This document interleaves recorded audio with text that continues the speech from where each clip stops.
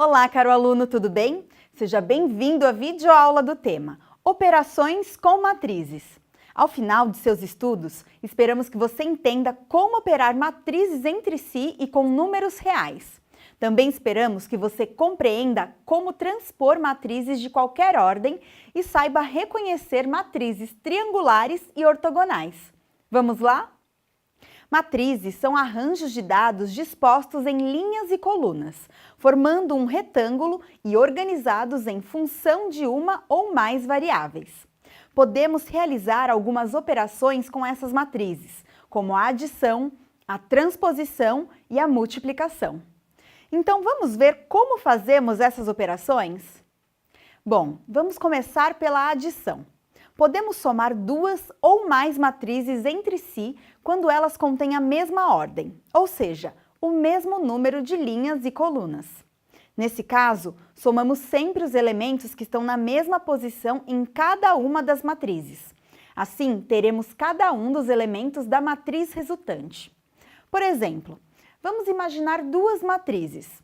Em uma das matrizes, o elemento na segunda linha e na segunda coluna é 88. Na outra matriz, na mesma posição, ou seja, na segunda linha e segunda coluna, temos o número 89. Se você quiser somar os elementos das matrizes que estão nessa posição, teremos que fazer a soma 88 mais 89. Assim, você verá que na matriz resultado, o elemento da segunda linha e segunda coluna é igual a 177. Dessa forma, para somar as duas matrizes, repetimos esse mesmo procedimento com todos os outros elementos. Outra operação que podemos fazer com matrizes é a multiplicação por valores constantes. Por exemplo, imagine que você quer multiplicar a matriz G por 2. Nesse caso, cada elemento da matriz resultado é dado pelo resultado da multiplicação do elemento da matriz original por 2. Agora, vamos falar sobre a transposição de uma matriz. A transposição indica que os elementos que estavam organizados em linha passarão a ficar organizados em colunas e vice-versa. Por exemplo, na matriz A, tínhamos o elemento 8 na primeira linha e na segunda coluna. Agora, ele vai ficar na segunda linha e na primeira coluna. Ou seja, o elemento 8 foi transposto. Quando trabalhamos com transposição, é importante lembrar que existem tipos especiais de matrizes. Um desses tipos é a matriz triangular, em que os elementos acima ou abaixo da diagonal principal são iguais a zero.